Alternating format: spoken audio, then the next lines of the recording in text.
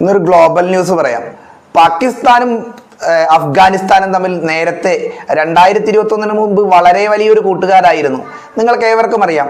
എന്നാൽ കഴിഞ്ഞ കുറച്ച് ദിവസങ്ങളായി അഫ്ഗാൻ പാകിസ്ഥാൻ അതിർത്തി മേഖലകളിൽ വളരെയേറെ സംഘർഷം, പാക് സൈനികർ കൊല്ലപ്പെടുന്നു, അഫ്ഗാനിസ്ഥാൻ തിരിച്ചടിക്കുന്നു, പാകിസ്ഥാൻ തിരിച്ച് വ്യോമാക്രമണം നടത്തുന്നു. ഇന്ത്യൻ നാഷണൽ മീഡിയാസ് അങ്ങനെ വാർത്തകൾ അങ്ങനെ കൊട്ടിഘോഷിക്കുകയാണ്. നമ്മുടെ ഡൊണാൾഡ് ട്രംപ് അണ്ണൻ വരെ എന്ന് പറഞ്ഞു, എല്ലാ യുദ്ധങ്ങളും 7 യുദ്ധങ്ങൾ ഞാൻ തീർത്തു, പുള്ളുവടിയാണ് കേട്ടോ. ഇനിയിപ്പോ അഫ്ഗാനിസ്ഥാനും പാകിസ്ഥാനും കൂടി സംഘർഷമാണെന്ന് കേൾക്കുന്നു, ഞാൻ വേണമെങ്കിൽ ഇനി അതും ഇടവിട്ട് തീർക്കേണ്ടി വരുമെന്നൊക്കെ കഴിഞ്ഞ ദിവസം ഈജിപ്തിൽ വെച്ചിട്ട് ഗാസയുടെ സമാധാന ഉടമ്പടിയിൽ കുറെ പേരുണ്ടായിരുന്നല്ല, ആ ഒരു സമയത്ത് ട്രംപ് അടിച്ചു വിടുന്നുണ്ടായിരുന്നു. ആ സമയം തന്നെ അത് ഒരു തമാശ പറയാം. ആ ഒരു കാര്യം പറയുമ്പോൾ നിങ്ങളൊരു തമാശ കൂടി ഏതായാലും പറഞ്ഞു കളയാം. അതായത് പാകിസ്ഥാന്റെ പ്രധാനമന്ത്രി ഷഹബാസ് ഷെരീഫ് എഴുന്നേറ്റ് വന്നപ്പോൾ ട്രംപ് ആംഗ്യം കാണിക്കുന്നു, പറഞ്ഞോ എന്താണ് പറയേണ്ടത്, എന്നെ പൊക്കി പറഞ്ഞോളാൻ. പിന്നെ അങ്ങോട്ട് പാകിസ്ഥാൻ പ്രധാനമന്ത്രി തുടങ്ങി, ട്രംപ് അങ്ങനെയാണ്, ട്രംപ് ഇങ്ങനെയാണ്.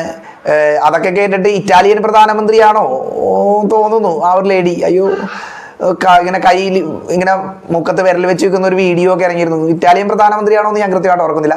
ഏതായാലും ഷഹബാസ് ഷെരീഫ് തകർത്തടിച്ചു. അതായത് ട്രംപിന് സമാധാനത്തിന് നോബൽ പ്രൈസ് കിട്ടണമായിരുന്നു, ട്രംപാണ് ഇന്ത്യ പാകിസ്ഥാൻ യുദ്ധം നിർത്തിയത്, വെറുതെ അടിച്ചുവിടേണ്ട പുള്ളി, വൃദ്ധ അവകാശവാദം മാത്രമാണ്.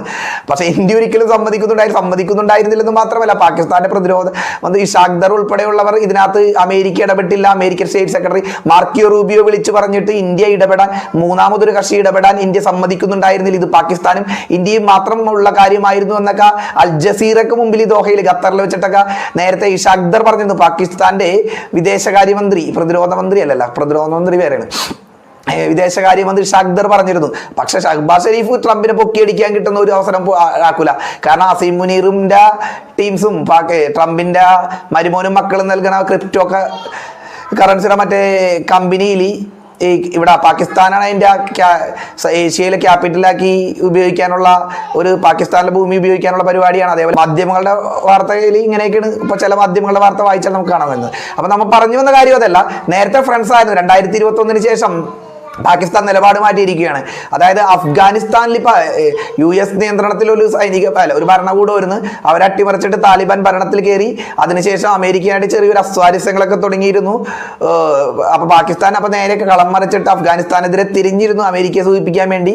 പിന്നീട് അങ്ങോട്ടും ഇങ്ങോട്ടൊക്കെ അതിർത്തിയിൽ പ്രശ്നമായി, പാകിസ്ഥാൻ വ്യോമാക്രമണം നടത്തുന്നു, താലിബാൻ ഇങ്ങോട്ട് ആക്രമണം നടത്തുന്നു. ഏതായാലും ഇപ്പൊ ലാസ്റ്റ് വരുന്ന അന്തർദേശീയ മാധ്യമങ്ങളുടെ റിപ്പോർട്ടുകൾ വായിച്ചാൽ നമ്മൾക്ക് മനസ്സിലാക്കാൻ സാധിക്കുന്നത്, പാകിസ്ഥാന്റെ പ്രതിരോധ മന്ത്രി ഖാജ ആസിഫിനും ഇന്റലിജൻസ് മേധാവി അസിം അയൂബോ അങ്ങനെ എന്തോ ആണ്, കൃത്യമായി ഞാൻ പേര് ഓർക്കുന്നില്ല. പിന്നെ 2 ഉന്നത സൈനിക മേധാവികൾക്കും അഫ്ഗാനിസ്ഥാൻ വിസ നിഷേധിച്ചത് മാത്രമല്ല, പിന്നെ പാകിസ്ഥാൻ വീണ്ടും അപേക്ഷിച്ചുകൊണ്ടിരിക്കുകയാണ് താലിബാന്റെ അടുത്ത്, ഇതൊന്ന് വിസ തന്നെ 2-3 തവണ റിജക്ട് ചെയ്തു. അതായത് പാകിസ്ഥാൻ അഫ്ഗാനിസ്ഥാൻ ബന്ധം അല്ലെങ്കിൽ താലിബാൻ ബന്ധം പൂർണ്ണമായും വഷളായിക്കൊണ്ടിരിക്കുകയാണെന്ന് ഈ ന്യൂസുകൾ വായിച്ചാൽ മനസ്സിലാക്കുന്നത്. അതായത് പാകിസ്ഥാന് നല്ല തിരിച്ചടി കൊടുത്തുകൊണ്ടിരിക്കുന്നു, പാകിസ്ഥാന്റെ ഒരുപാട് സൈനികരൊക്കെ മരിച്ചു എന്നൊക്കെയാണ് വാർത്തകൾ മനസ്സിലാക്കാൻ സാധിക്കുന്നത്. അപ്പോൾ നിങ്ങളോട് ഈ വാർത്ത വന്നൊന്ന് പങ്കുവെക്കണമെന്ന് തോന്നി, അതുകൊണ്ടാണ് പങ്കുവെച്ചത്. ഇത്തരം വാർത്തകളുമായി നിങ്ങളുടെ മുമ്പിൽ എത്താം. അതേപോലെ international politics, global news, informative videos, entertainment news ഒക്കെ നമ്മൾ ഈ ചാനലിലൂടെ വന്ന് പറയും. പക്ഷെ ആരും കണ്ട ഭാവം നടിക്കുന്നില്ല. കഴിയുമെങ്കിൽ ഒന്ന് ചാനൽ സബ്സ്ക്രൈബ് ചെയ്തോ. വീഡിയോ ഇഷ്ടമായാൽ മാത്രം സബ്സ്ക്രൈബ് ചെയ്താൽ മതി, ഇല്ലെങ്കിൽ ചെയ്യണ്ട. ചെയ്യാത്തവരോട് യാതൊരു ദേഷ്യവുമില്ല, ചെയ്യുന്നവരോട് വളരെയേറെ സന്തോഷവുമുണ്ട്. അപ്പോൾ അടുത്ത വീഡിയോയിൽ കാണാമെന്ന് പറഞ്ഞുകൊണ്ട് നിർത്തുന്നു. എല്ലാവർക്കും ബൈ.